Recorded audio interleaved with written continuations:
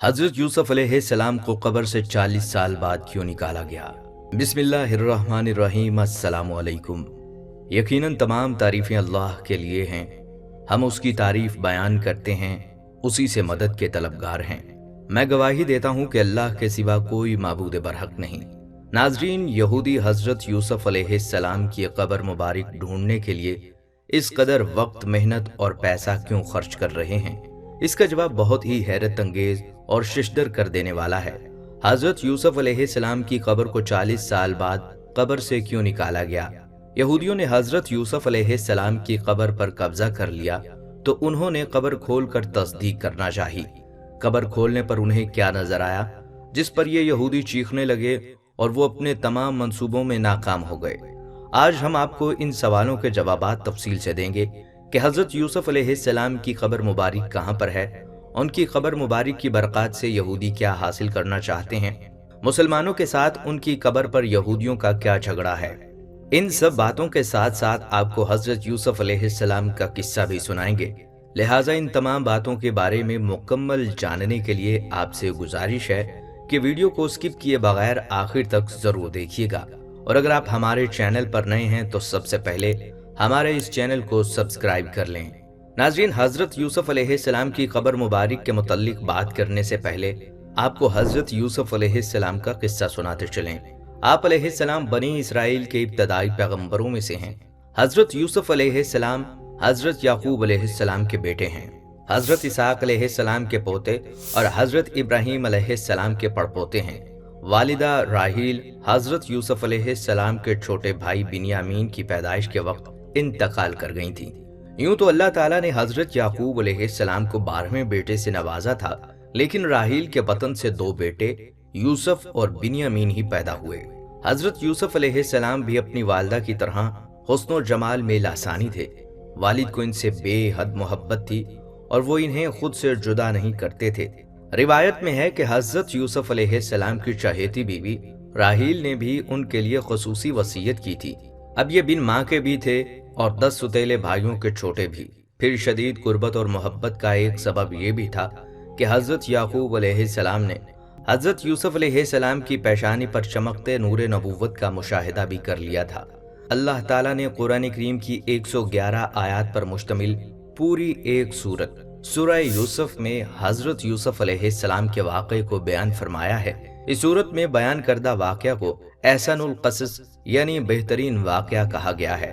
दरअसल इस सबक आमोज वाक़े में हसदो अनाद का अंजाम, नफ्से अमारा की सोरिशें, इबरतें, हिकमतें, मवाइज़ो निसा, इंसानी अवारिज़ो हवादिस, सब्र व इस्तकामत, रज़ा व तस्लीम के साथ अल्लाह ताला के अदलो इंसाफ और रहमो करम की करिश्मा साजियाँ जिस दिलचस्प और खूबसूरत अंदाज में पेश की गई हैं, वो रहती दुनिया तक के लिए इंसानियत के लिए मशअले राह हैं। रिवायत में है कि जब आप सल्लल्लाहु अलैहि वसल्लम मक्का मुअज़्ज़मा में तशरीफ फरमा थे और आप सल्लल्लाहु अलैहि वसल्लम की खबर मदीना तैयबा पहुंची तो वहां के यहूदियों ने अपने चंद आदमी इस काम के लिए मक्का मुअज़्ज़मा भेजे कि वो जाकर आप सल्लल्लाहु अलैहि वसल्लम की आजमाइश करें। उन्होंने मुबहम अंदाज में सवाल किया, अगर आप सच्चे नबी हैं तो जरा ये बतलाइए कि वो कौन से पैगंबर थे जिनका एक बेटा मुल्क शाम से मिस्र ले जाया गया और बाप उनके गम में रोते रोते नाबीना हो गए। दरअसल ये सवाल यहूदियों ने इसलिए मुंतखब किया था कि इसकी कोई आम शोहरत थी और ना मक्के में कोई इस वाक़े से वाकिफ था, क्योंकि उस वक्त मक्के में अहले किताब में से कोई भी नहीं था जिससे बहवाला तौरात व इंजील इस किस्से का कोई जुज मालूम हो सकता। उसके सवाल पर पूरी सूरह यूसुफ नाजिल हुई जिसमें हजरत याकूब अलैहिस्सलाम और हजरत यूसुफ अलैहिस्सलाम का पूरा वाक़या मज़कूर है और इतनी तफसील के साथ मज़कूर है कि तौरात और इंजील में भी इतनी तफसील नहीं। इसलिए इसका बयान करना आप सल्लल्लाहु अलैहि वसल्लम का खुला मुअज्जा था। नाज़रीन, हजरत यूसुफ अलैहिस्सलाम अभी सने बलोगत को भी ना पहुंचे थे कि उन्होंने एक ख्वाब देखा जिसका अपने वालिद से यूं जिक्र किया, ऐ अब्बा जान, मैंने 11 सितारों, सूरज और चांद को देखा कि वो सब मुझे सजदा कर रहे हैं। हजरत याकूब अलैहिस्सलाम ने जब बेटे का ख्वाब सुना तो समझ गए कि ये बड़े होकर अल्लाह ताला की जानिब से एक अजीम मनसब पर फायज होंगे। इसलिए उन्हें अंदेशा हुआ कि यूसुफ के सुतेले भाई उनकी अजमत का अंदाजा लगाकर शैतान के बहकावे में आकर उनके दुश्मन ना हो जाएं और उन्हें कोई नुकसान ना पहुंचाएं। चुनाचा उन्होंने कहा, प्यारे बेटे, अपने इस ख्वाब का जिक्र अपने भाइयों से न करना। ऐसा ना हो कि वो तुम्हारे साथ कोई फरेबकारी करें। कुछ शक नहीं कि शैतान इंसान का खुला दुश्मन है। बहवाला सूरह यूसुफ आयत 5। बाज़ मुफस्सिरीन ने लिखा है कि जिस वक्त हजरत यूसुफ अलैहिस्सलाम अपने वालिद को ख्वाब सुना रहे थे, सुतेली माँ दरवाजे की आड़ से बातें सुन रही थी। जब सुतेले बेटे घर आए तो उसने ये बात उनके गोश गुजार कर दी। वो वैसे भी हजरत यूसुफ अलैहिस्सलाम से हसद करते थे, लिहाजा इस वाक़े ने जल्दी पर तेल का काम किया। उन्हें ये किसी तौर गवारा न था कि उनका सोतेला छोटा भाई शानो रुतबे में उनसे आगे बढ़ जाए। लिहाजा उन सब ने हजरत यूसुफ अलैहिस्सलाम को वालिद से जुदा करने का फैसला कर लिया। उन्होंने आपस में कहा कि यूसुफ को या तो जान से मार डालो या उसे किसी मुल्क में फेंक आओ, फिर अब्बा की तवज्जो सिर्फ तुम्हारी तरफ हो जाएगी और उसके बाद भी तुम अच्छी हालत में हो जाओगे। उनमें से एक ने कहा कि यूसुफ को कत्ल तो ना करो, बल्कि किसी अंधे कुएं की तह में डालाओ ताकि कोई आता जाता काफिला उसे निकाल कर ले जाए। अगर तुमको कुछ करना ही है तो यूं करो। मुफस्सिरीन लिखते हैं कि कुएं में डालने की तजवीज बड़े सोतेले भाई यहूदा ने दी थी। अगले दिन 10 भाई वालिद की खिदमत में हाजिर हुए और कहा, अब्बा जान, आखिर आप अलैहिस्सलाम यूसुफ के बारे में हम पर एतमाद क्यों नहीं करते? हम तो उनके खैर खा हैं। कल आप उसे हमारे साथ जरूर भेज दीजिए कि खूब खाए पिए और खेले। उसकी हिफाजत हमारे जिम्मे है। हजरत यूसुफ अलैहिस्सलाम ने कहा, ये अमर मुझे गमनाक किए देता है कि तुम उसे ले जाओ, और ये भी खौफ है कि तुम खेल कूद में उससे गाफिल हो जाओ और भेड़िया उसे खा जाए। उन्होंने कहा, हम जैसी ताकतवर जमात की मौजूदगी में भी अगर भेड़िया उन्हें खा जाए तो हम तो बिल्कुल नकम्मे ही हुए। अगली सुबह रवानगी से कबल हजरत यूसुफ अलैहिस्सलाम ने फिर उन 10 बेटों को यूसुफ की हिफाजत की याद दहानी करवाई। हजरत याकूब काफी दूर तक उनके साथ गए। जब तक वालिद साथ रहे वो भाई को गोद में उठाते रहे, लेकिन जैसे ही वो नजरों से दूर हुए उन्होंने यूसुफ अलैहिस्सलाम को गोद से नीचे फेंक कर मारपीट शुरू कर दी। उन सब के दिल पत्थर हो चुके थे। ऐसे में एक बार फिर बड़े भाई यहूदा के दिल में रहम आया। उसने कहा, इस तरह इस बच्चे को जाया ना करो। यहाँ करीब ही एक कुआं है, उसमें डाल दो। अगर किसी सांप वगैरह ने डस लिया तो ये मर जाएगा, और अगर जिंदा रहा तो शायद कोई भूला बसरा काफिला यहाँ आ जाए और इसे अपने साथ ले जाए। इस तरह तुम्हारा मकसद पूरा हो जाएगा। यहूदा की बात से सब ने इत्तफाक किया। कुरान पाक में इस तरह बयान किया गया है, फिर जब वो उसको लेकर चले और सब ने मिलकर ठान लिया कि इसे गैर आबाद गहरे कुएं की तह में फेंक दें, तो हमने यूसुफ की तरफ वही भेजी कि यकीनन एक वक्त ऐसा आएगा कि तुम इनको इनके सलूक से आगाह करोगे। और रिवायत में है कि उस वक्त हजरत यूसुफ अलैहिस्सलाम की उम्र 7 साल थी। इमाम कर्तबी रहमतुल्लाह अलैह का फरमान भी यही है कि जिस वक्त यूसुफ को कुएं में डाला गया वो नाबालिग बच्चे थे। ताहम तफसीर इब्ने कसीर में 17 साल, जबकि कुछ मुफस्सिरीन ने उम्र 12 साल भी तहरीर की है। इमाम कर्तबी रहमतुल्लाह अलैह और दीगर मुफस्सिरीन ने हजरत यूसुफ अलैहिस्सलाम को कुएं में डालने का वाकया यूं बयान किया है कि जब वो उन्हें डालने लगे तो कुएं की मुंडेर से चिमट गए। भाइयों ने उनके हाथ बांधे। हजरत यूसुफ अलैहिस्सलाम ने भाइयों से रहम की दरख्वास्त की, मगर जवाब मिला, जो 11 सितारे तुझे सजदा करते हैं उनको बुला, वो तेरी मदद करेंगे। फिर उन्हें एक डोल में रखकर कुएं में लटका दिया। जब निस्फ तक पहुंचे तो डोल की रस्सी काट दी। अल्लाह ताला ने हजरत यूसुफ अलैहिस्सलाम की हिफाजत फरमाई। पानी में गिरने की वजह से उन्हें कोई चोट नहीं लगी। उन्हें करीब ही एक पत्थर की चट्टान नजर आई और वो उस पर बैठ गए। बाज़ रिवायात में है कि अल्लाह ताला ने हजरत जिब्राईल अलैहिस्सलाम को हुक्म दिया और उन्होंने हजरत यूसुफ अलैहिस्सलाम को उस चट्टान पर बिठा दिया। आप अलैहिस्सलाम 3 रोज तक इस कुएं में रहे। भाई यहूदा दूसरे भाइयों से छुपकर रोजाना उनके लिए खाना पानी लाता और डोल के जरिए उन तक पहुंचा देता। हजरत यूसुफ अलैहिस्सलाम को कुएं में डालने के बाद उन्हें फिक्र हुई कि अब वालिद को क्या जवाब देंगे। चुनाचा उन्होंने एक बकरी ज़िबा की और उसका खून हजरत यूसुफ अलैहिस्सलाम के कुर्ते पर लगाकर आहो पुकार करते वालिद के पास पहुंचे और कहने लगे, अब्बा जान, हम सब तो दौड़ने में लग गए थे और यूसुफ को हमने सामान के पास बिठा दिया था। एक भेड़िया उन्हें खा गया और आप हमारा यकीन करने लगे, अगरचा हम कितने ही सच्चे हों। सूरह यूसुफ आयत 17। मुफस्सिरीन लिखते हैं कि उन्होंने कमीज को खून में लथपथ तो कर दिया, लेकिन वो ये बात भूल गए कि अगर भेड़िया यूसुफ को खाता तो कमीज कैसे सलामत रह जाती। हजरत याकूब अलैहिस्सलाम ने कमीज को देखकर अंदाजा कर लिया कि ये झूठ बोल रहे हैं। आप अलैहिस्सलाम ने फरमाया, मेरे बेटो, ये कैसा हकीम और अक्लमंद भेड़िया था कि यूसुफ को इस तरह खाया कि कुर्ता कहीं से भी ना फटा और सही सालिम रहा। आप अलैहिस्सलाम ने फरमाया, हकीकत यूं नहीं है, बल्कि तुम अपने दिल से ये बात बना कर लाए हो। बस मेरे लिए सब्र ही तो बेहतर है, और जो तुम बयान करते हो इसके बारे में अल्लाह से ही मदद मतलूब है। तफसीर कर्तबी रहमतुल्लाह अलैह में है कि एक तिजारती काफिला जो मुल्क शाम से मिस्र जा रहा था, रास्ता भूलकर इस गैराबाद जंगल में पहुंच गया। काफिले के लोग पानी की तलाश में सरगर्दां थे कि एक शख्स मालिक बिन दबहर उस कुएं तक पहुंच गया। उसने पानी लेने के लिए डोल डाला। हजरत यूसुफ अलैहिस्सलाम ने डोल की रस्सी पकड़ ली। मालिक बिन दबहर ने भारी डोल को देखकर ऊपर खींचा। जब उसने डोल के साथ एक 9 उम्र बच्चे को देखा तो खुशी से पुकार उठा, अरे बहुत खुशी की बात है, ये तो बड़ा अच्छा लड़का निकल आया। सही मुस्लिम में शब मेराज में हदीस में है कि रसूलुल्लाह सल्लल्लाहु अलैहि वसल्लम ने फरमाया कि मैं यूसुफ अलैहिस्सलाम से मिला तो देखा अल्लाह ताला ने पूरे आलिम के हुस्न जमाल से आधा उनको अता फरमाया और बाकी आधा सारे जहां में तकसीम हुआ। सौतेला भाई रोजाना खाना लाया करता था। उस रोज जब वो कुएं पर आया और यूसुफ को ना पाया तो भाइयों को बुला लाया। सब यूसुफ को तलाश करने काफिले वालों के पास जा पहुंचे और उनसे कहा, तुम्हारे पास जो लड़का है वो हमारा गुलाम है, हमसे भाग कर आया है, अब ये हमारे लिए बेकार है, तुम चाहो तो इसे खरीद लो। काफिले वाले एक अजनबी जगह पर थे, सो उन 10 भाइयों के खौफ से उन्हें खरीदने पर आमादा हो गए। हजरत इब्ने मसूद रहमतुल्लाह अलैह और हजरत इब्ने अब्बास फरमाते हैं कि उन भाइयों ने हजरत यूसुफ अलैहिस्सलाम को 20 दरहम में फरोख्त करके आपस में 2-2 दरहम तकसीम कर लिए। भाई काफिला रवाना होने तक वहीं रहे, कुछ दूर उनके साथ भी चले और उन लोगों से कहा, इसे बांध कर रखें, ऐसा ना हो कि फिर भाग जाए। उन्हें डर था कि कहीं वो भागकर वालिद के पास ना पहुंच जाएं। काफिले वालों ने हजरत यूसुफ अलैहिस्सलाम को मिस्र के बाजार में फरोख्त कर दिया। तफसीर कर्तबी रहमतुल्लाह अलैह में है कि लोगों ने बढ़ चढ़कर कीमतें लगाना शुरू की, यहाँ तक कि हजरत यूसुफ अलैहिस्सलाम के वजन के बराबर सोने, वजन के बराबर मुश्क और वजन के बराबर रेशमी कपड़े में फरोख्त कर दिए।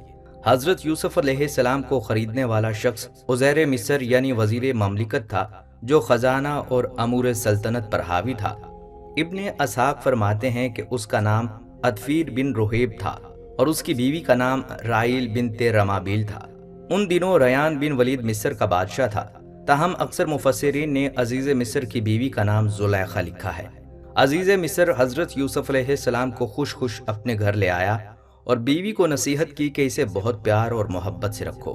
कुरान पाक में इरशाद बारी ताला है, मिस्र वालों में से जिसने उसे यानी हजरत यूसुफ अलैहिस्सलाम को खरीदा था, उसने अपनी बीवी से कहा, इसे बहुत इज्जत व एहतराम के साथ रखो, बहुत मुमकिन है कि हमें बहुत फायदा पहुंचाए या इसे ही हम अपना बेटा बना लें। यूं हमने मिस्र की सरजमी में यूसुफ अलैहिस्सलाम के कदम जमा दिए। बहवाला सूरह यूसुफ। हजरत यूसुफ अलैहिस्सलाम महल में बड़े सुकून और इत्मीनान के साथ रह रहे थे। अजीज मिस्र आपकी जहानत, शराफत, पाकीज़गी, सच्चाई और बुर्दबारी से बेहद मुतासिर था, लेकिन अभी अल्लाह ताला ने हजरत यूसुफ अलैहिस्सलाम को मजीद इम्तहानात से गुजारना था। कुछ ही अरसा गुजरा था कि आप सने शबाब पर पहुंच गए। अजीज मिस्र की बीवी जुलैखा आपके हुस्न से बहुत मुतासिर थी। वक्त गुजरने के साथ साथ उसकी नीयत बदलने लगी और उसने आप पर डोरे डालना शुरू कर दिए। कुरान पाक में इरशाद है, और जिस औरत के घर में वो था वो उसे फुसलाने लगी और दरवाजे बंद कर लिए और कहने लगी, लो आओ। उस यानी हजरत यूसुफ अलैहिस्सलाम ने कहा, अल्लाह की पनाह, यानी तेरे मियाँ तो मेरे आका हैं जिसने मुझे इज्जत से रखा है, मैं ऐसा जुल्म नहीं कर सकता, बेशक जालिम निजात नहीं पाते। बहवाला सूरह यूसुफ आयत नंबर 23। हजरत यूसुफ अलैहिस्सलाम ने देखा कि ये औरत शैतान के चुंगल में फंसकर दावत गुनाह पर मुसिर है, तो बाहर निकलने के लिए दरवाजे की जानिब भागे। जुलैखा पकड़ने के लिए उनके पीछे दौड़ी। उनकी कमीज का पिछला दामन उसके हाथ में आ गया, जिसे उसने अपनी तरफ खींचा तो फट गया। हजरत यूसुफ बाहर निकले तो सामने अजीज मिस्र खड़ा था, पीछे जुलैखा भी आ गई। उसने शोहर को दरवाजे पर खड़ा देखा तो मासूम बन गई اور حضرت یوسف علیہ السلام پر الزام لگاتے ہوئے گویا ہوئی، جو شخص تیری بیوی کے ساتھ برا ارادہ کرے تو بس اس کی سزا یہی ہے کہ اسے قید کر دیا جائے اور اسے کوئی دردناک سزا دی جائے۔ بحوالہ سورہ یوسف۔ حضرت یوسف علیہ السلام نے جب دیکھا کہ اس عورت نے انہی پر الزام لگا دیا ہے تو صورتحال واضح کر دی۔ بولے یہی مجھے اپنی نفسانی خواہش پورا کرنے پر مجبور کر رہی تھی۔ عزیز مصر کے سامنے ایک طرف بیوی تھی جو حضرت یوسف علیہ السلام پر بدکاری کا الزام لگا رہی تھی، تو دوسری طرف حضرت یوسف تھے جن کی شرافت، پاکیزگی، سچائی، صداقت ایک مسلمہ حقیقت تھی۔ وہ سوچ رہا تھا ان میں سے کون سچا ہے۔ قرآن پاک میں ارشاد ہے، عورت کے گھر والوں میں سے ایک گواہ نے گواہی دی کہ اگر اس کا کرتا آگے سے پھٹا ہوا ہے تو عورت سچی ہے اور وہ جھوٹا ہے، اور اگر اس کا کرتا پیچھے سے پھٹا ہوا ہے تو یہ جھوٹی ہے اور وہ سچا ہے۔ جب یوسف علیہ السلام کا کرتا دیکھا تو وہ پیچھے سے پھٹا ہوا تھا، تب اس نے زلیخا سے کہا، کیا یہ تمہارا فریب ہے؟ اور کچھ شک نہیں کہ تم عورتوں کے فریب بڑے ہوتے ہیں۔ پھر اس نے کہا، یوسف اس بات کا خیال نہ کر اور زلیخا تو اپنے گناہ کی بخشش مانگ، بے شک خطا تیری ہی ہے۔ بحوالہ سورہ یوسف آیت 26 تا 29۔ اور معرف القرآن میں ایک دودھ پیتے بچے کا ذکر ہے کہ جسے اللہ تعالیٰ نے گویائی عطا فرمائی اور اس نے عزیز مصر کو یہ حکیمانہ مشورہ دیا جس میں حضرت یوسف علیہ السلام کی بے گناہی ثابت ہوئی۔ یہ واقعہ دربار خاص سے ہوتا ہوا شہر کی خواتین تک میں عام ہو گیا۔ انہوں نے زلیخا کو بدنام اور اسے لان تان کرنا شروع کر دیا، جس کا ذکر قرآن کریم میں یوں کیا گیا ہے، اور عورتوں نے شہر میں چرچا کیا کہ عزیز کی عورت اپنے غلام کو چاہتی ہے، اس کی محبت میں فریفتہ ہو گئی ہے۔ ہم تو اسے صریح غلطی پر دیکھتے ہیں۔ سورہ یوسف آیت نمبر 30۔ زلیخا جب ان عورتوں کے طنز سے تنگ آ گئی تو اس نے ان عورتوں کو اپنے گھر کھانے پر مدعو کر لیا۔ پھر جب سب خواتین کھانے کی دعوت پر آ گئیں تو اس نے ان میں سے ہر ایک کو پھل تراشنے کے لیے ایک ایک چھری دی اور پھر یوسف سے کہا کہ ان کے سامنے چلے آؤ۔ ان عورتوں نے جب حضرت یوسف علیہ السلام کے حسن و جمال کو دیکھا تو ایسی مدہوش ہوئیں کہ پھل تراشنے کی بجائے اپنے ہاتھ کاٹ لیے اور بے اختیار بول پڑیں، سبحان اللہ، یہ انسان ہرگز نہیں، یہ تو یقیناً کوئی بہت بزرگ فرشتہ ہے۔ جب زلیخا نے دیکھا کہ یہ عورتیں تو یوسف علیہ السلام کے جلوہ حسن سے مبہوت و مدہوش ہو گئی ہیں تو اس نے کہا، یہی وہ غلام ہے جس کے بارے میں تم مجھ پر لعنت و ملامت کر رہی تھی۔ میں نے ہر چند اس سے اپنا مطلب حاصل کرنا چاہا لیکن اس نے تو اپنے آپ کو روک لیا، اور جو میں کہہ رہی ہوں اگر یہ وہ کام نہ کرے تو قید کر دیا جائے گا اور رسوا ہوگا۔ مفسرین لکھتے ہیں کہ اس واقعے کے بعد وہ عورتیں بھی زلیخا کی ہم نوا ہو کر اس کی تائید و حمایت کرنے لگیں، جس کی بنا پر زلیخا مزید نڈر ہو گئی تو آپ نے اپنے رب سے التجا کی، اے میرے پروردگار، جس کام کی طرف یہ مجھے بلاتی ہیں اس کی نسبت مجھے قید پسند ہے، اور اگر تم مجھ سے ان کے فریب کو نہ ہٹائے گا تو میں ان کی طرف مائل ہو جاؤں گا اور نادانوں میں داخل ہو جاؤں گا۔ حدیث میں ہے کہ 7 آدمیوں کو اللہ تعالیٰ اپنے عرش کا سایہ نصیب فرمائے گا۔ ان میں سے ایک وہ شخص ہے جسے کوئی ایسی عورت دعوت گناہ دے جو حسین و جمیل ہو اور جاہ و منصب کی بھی حامل ہو، لیکن وہ اس کے جواب میں یہ کہہ دے کہ میں تو اللہ سے ڈرتا ہوں۔ زلیخا کے داؤ پیش ناکام ہو گئے تو حضرت یوسف علیہ السلام کو قید خانے میں ڈالنے کا تہیہ کر لیا۔ اس نے اپنے شوہر کو مجبور کیا کہ جس قدر رسوائی اور بدنامی ہو چکی ہے تو اس کے توڑ کے لیے یوسف کو جیل خانے میں ڈال دیا جائے تاکہ لوگوں کو معلوم ہو کہ زلیخا بے قصور ہے۔ حضرت یوسف علیہ السلام کی عفت و پاک دامنی ثابت ہونے کے باوجود عزیز مصر نے انہیں حوالہ زندان کر دیا۔ یوں اللہ تعالیٰ نے جیل جانے کی دعا قبول فرما کر ایک طرف تو انہیں عورتوں کی چال بازیوں سے بچا لیا تو دوسری طرف شاہ مصر کے قرب اور حکومت میں ہونے کے اہم مواقع فراہم کر دیے۔ آپ قیدیوں کی خبر گیری کرتے اور ان سے پیار اور محبت سے پیش آتے، چنانچہ بہت جلد قیدیوں میں مقبول ہو گئے۔ محل کے 2 خاص آدمی بادشاہ کو زہر دینے کے الزام میں گرفتار کر کے قید خانے لائے گئے۔ ان میں سے ایک شاہی ساقی یعنی بادشاہ کو مشروب پلانے والا اور دوسرا باورچی تھا۔ ایک رات ان دونوں نے عجیب و غریب خواب دیکھے جس کی تعبیر کے لیے حضرت یوسف علیہ السلام سے رجوع کیا گیا۔ ایک نے خواب میں خود کو شراب نچوڑتے دیکھا اور دوسرے نے دیکھا کہ وہ اپنے سر پر روٹی اٹھائے ہوئے ہے جسے پرندے نوچ نوچ کر کھا رہے ہیں۔ آپ علیہ السلام نے فرمایا، اے میرے قید خانے کے رفیقو، تم دونوں میں سے ایک تو اپنے بادشاہ کو شراب پلانے پر مقرر ہو جائے گا، لیکن دوسرا سولی چڑھ جائے گا اور پرندے اس کا سر نوچ نوچ کر کھائیں گے۔ آپ علیہ السلام نے دونوں اشخاص میں سے جس کی نسبت خیال کیا کہ وہ رہائی پا جائے گا، اس نے کہا اپنے آقا سے میرا ذکر بھی کرنا، لیکن شیطان نے ان کا اپنے آقا سے ذکر کرنا بھلا دیا اور آپ علیہ السلام کئی برس جیل خانے میں ہی رہے۔ ناظرین، بتایا جاتا ہے کہ آپ 7 سال جیل میں رہے، پھر اللہ رب العزت نے اپنے محبوب نبی کی باعزت رہائی کا بندوبست فرمایا۔ ہوا یوں کہ مصر کے بادشاہ نے ایک ایسا حیران کن اور پریشان کن خواب دیکھا کہ درباری اور مصاحبین بھی اس کی تعبیر نہ بتا سکے۔ قرآن پاک میں اسے یوں بیان کیا گیا ہے، اور بادشاہ نے کہا میں خواب دیکھتا ہوں کہ 7 موٹی گائیں ہیں جنہیں 7 دبلی گائیں کھاتی ہیں، اور 7 سبز خوشیں ہیں۔ اے دربار والو، مجھے میرے خواب کی تعبیر بتلاؤ، اگر تم خواب کی تعبیر دینے والے ہو۔ انہوں نے کہا یہ خیالی خواب ہیں، ہم ایسے خوابوں کی تعبیر نہیں جانتے۔ اس وقت دربار میں وہ شاہی ساقی بھی موجود تھا، اسے جیل میں قید حضرت یوسف علیہ السلام یاد آ گئے۔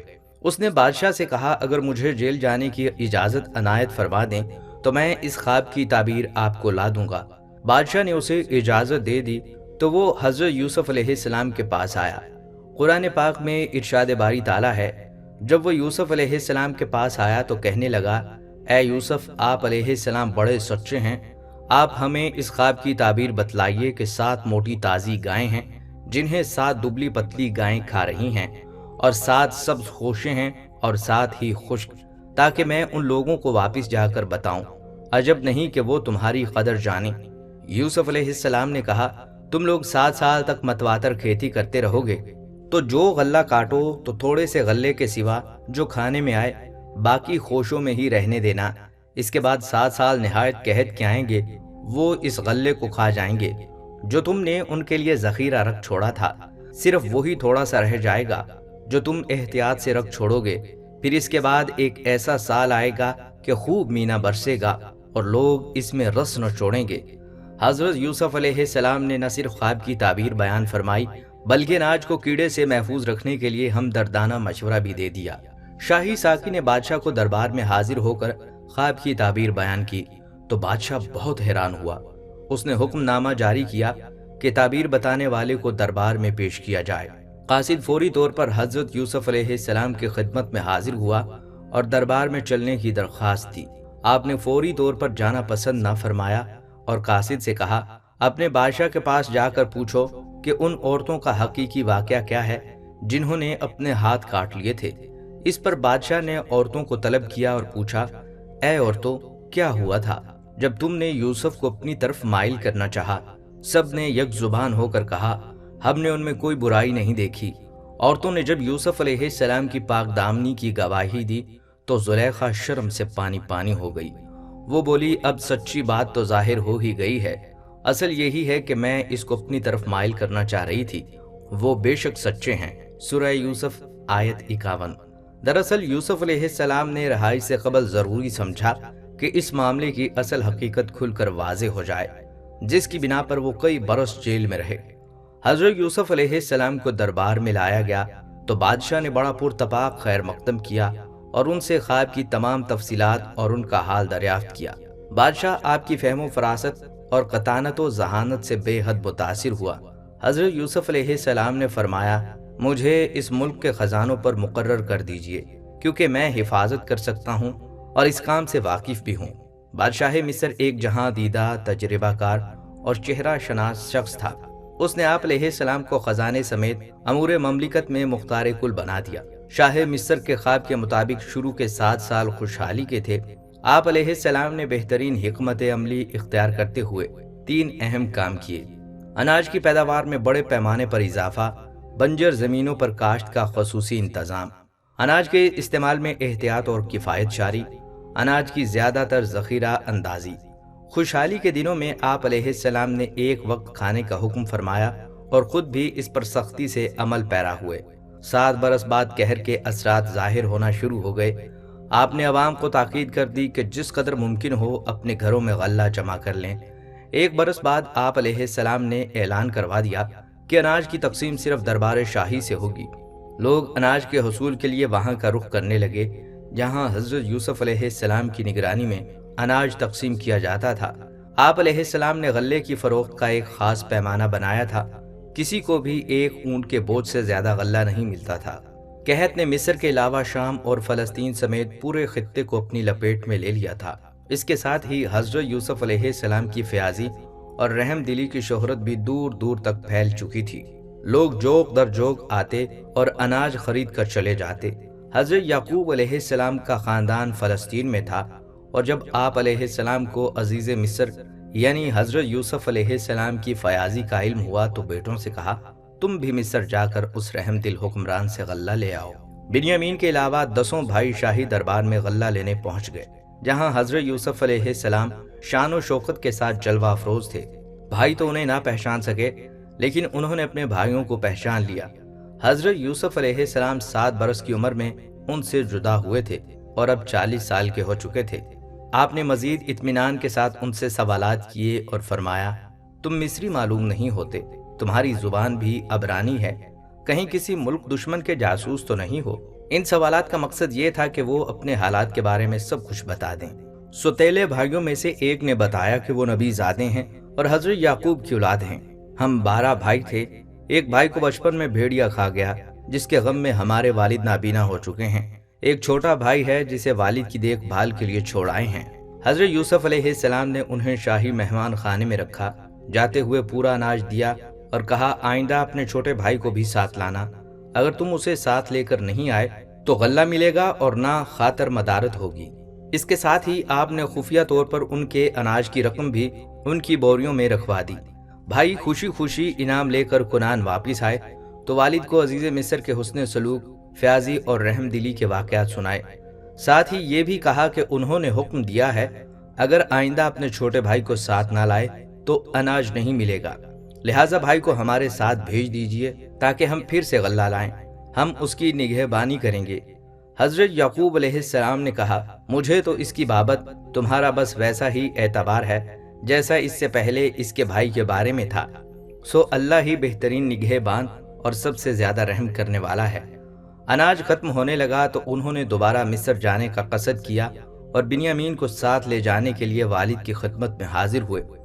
हजरत याकूब साबिका तजर्बे की बिना पर बिन्यामीन को साथ भेजने पर आमादा न थे, लिहाजा उन्होंने कहा, मैं तो इसे हरगिज तुम्हारे साथ नहीं भेजूंगा जब तक तुम अल्लाह को बीच में डालकर मुझे कौल इकरार न दो कि इसे मेरे पास सही सालिम ले आओगे, सिवाय इस एक सूरत के कि तुम गिरफ्तार कर लिए जाओ, यानी तुम्हें कोई इज्तमाई मुसीबत पेश आ जाए या तुम सब हलाक हो जाओ।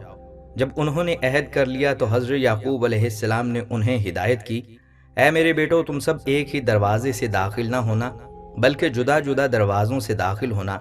मैं अल्लाह की तकदीर तो तुमसे नहीं रोक सकता, बेशक हुक्म उसी का है, मैं उसी पर भरोसा रखता हूँ और अहले तवक्कुल को उसी पर भरोसा रखना चाहिए।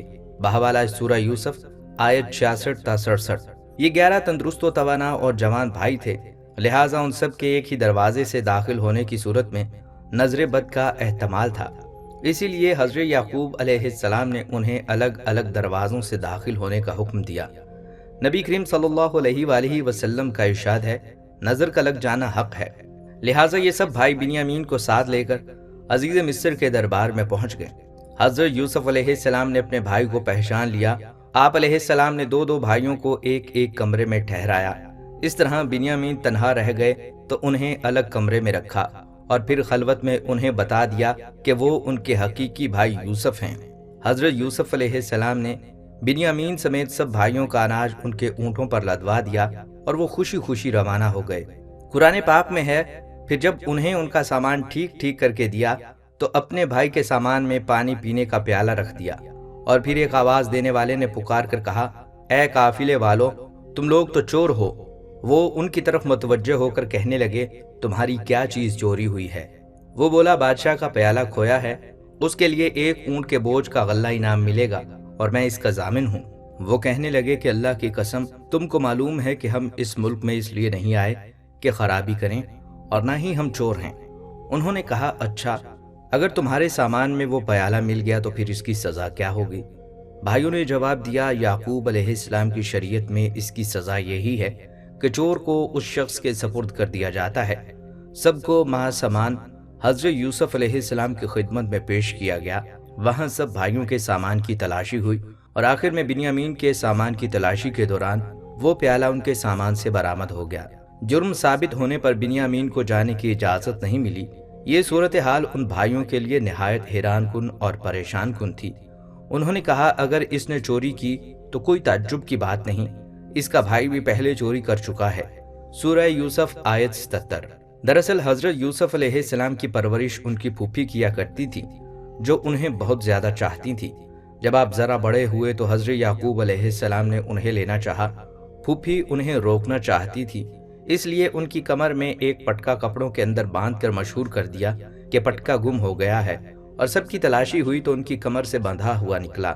لہٰذا اس شریعت کے قانون کے مطابق انہیں پھوپھی کے پاس رہنا پڑا، یہاں تک کہ انہوں نے وفات پائی تو پھر حضرت یوسف علیہ السلام اپنے والد کے پاس آ گئے۔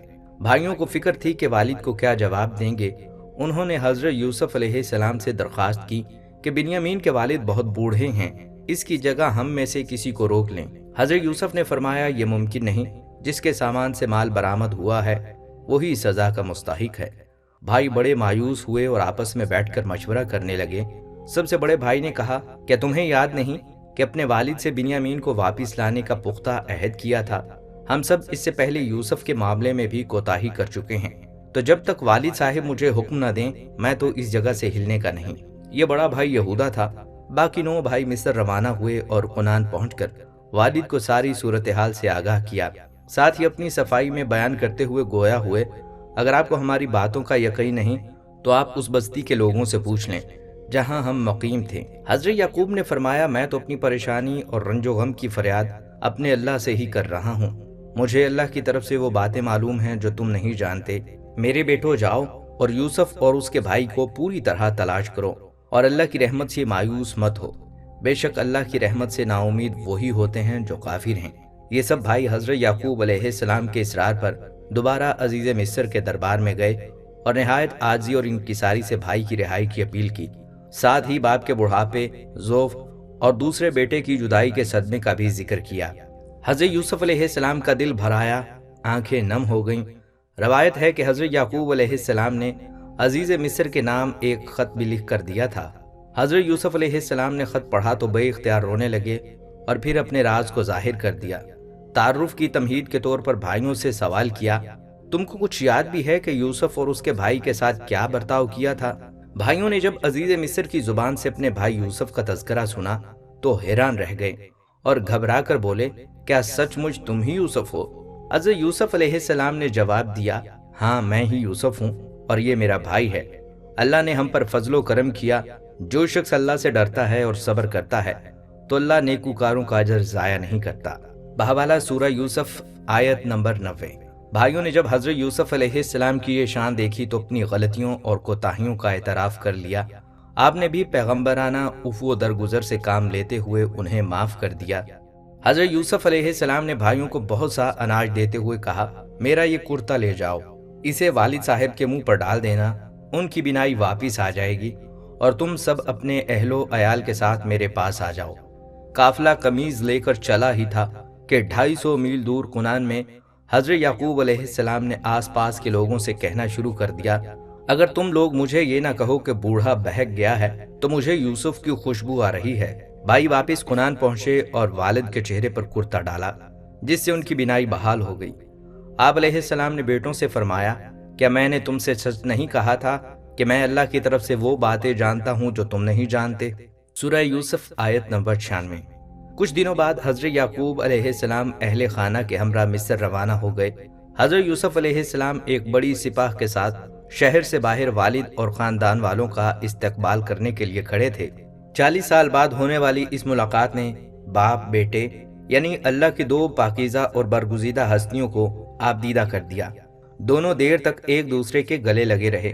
آپ علیہ السلام نے والد اور سوتیلی والدہ کو تخت شاہی پر بٹھایا، پھر خود تخت شاہی پر جلوہ افروز ہوئے تو شاہی آداب کے مطابق تمام درباریوں نے سجدہ کیا۔ یہ صورتحال دیکھ کر خاندان یوسف نے بھی ایسا ہی کیا۔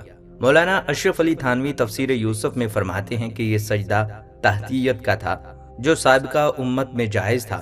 حضرت یوسف علیہ السلام کو اپنا بچپن خوب یاد آ گیا جب انہوں نے کہا تھا اے ابا جان، یہ میرے اس خواب کی تعبیر ہے جو میں نے بچپن میں دیکھا تھا اور جس کو میرے رب نے سچا کر دکھایا۔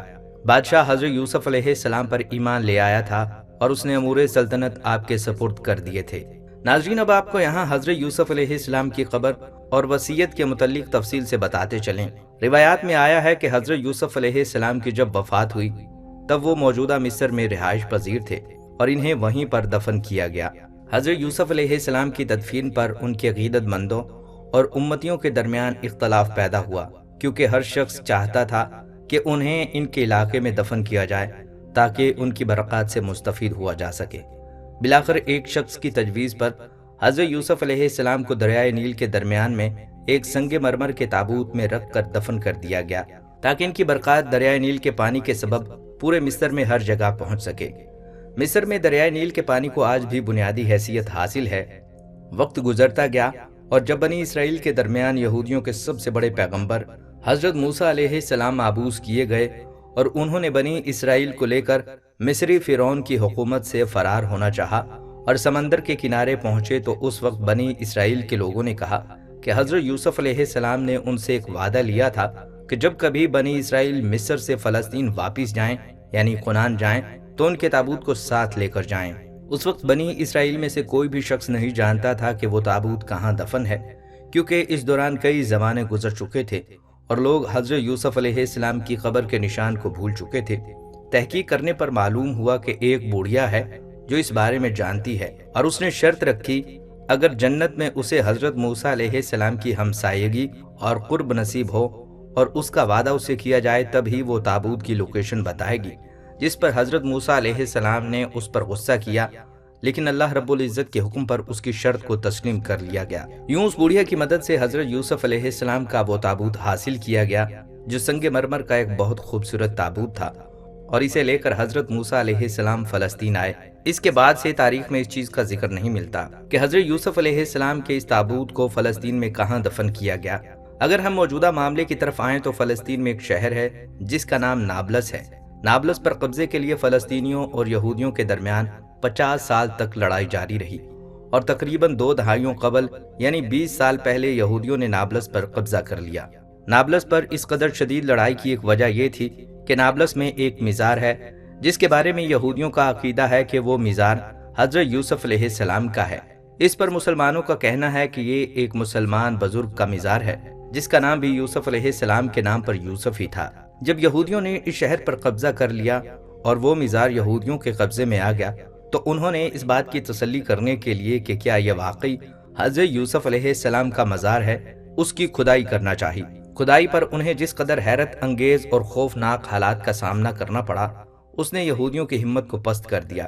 ہر بار کھدائی پر ایک خوفناک سانپ کسی جگہ سے آ جاتا جسے یہودی پوری کوشش کے باوجود نہیں مار سکے۔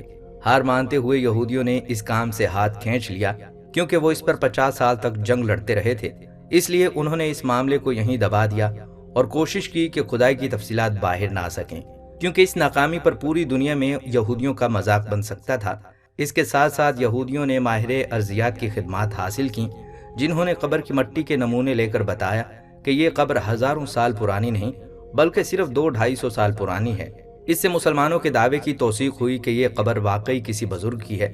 چونکہ یہودی اس پر بے تحاشا سرمایہ اور جانیں قربان کر چکے تھے، اس لیے انہوں نے اس کو حضرت یوسف علیہ السلام کی قبر کے نام سے مشہور کیا اور یہاں پر تورات اکیڈمی بنائی جہاں یہ یہودیوں کے بچوں کو تورات سکھائی جاتی ہے۔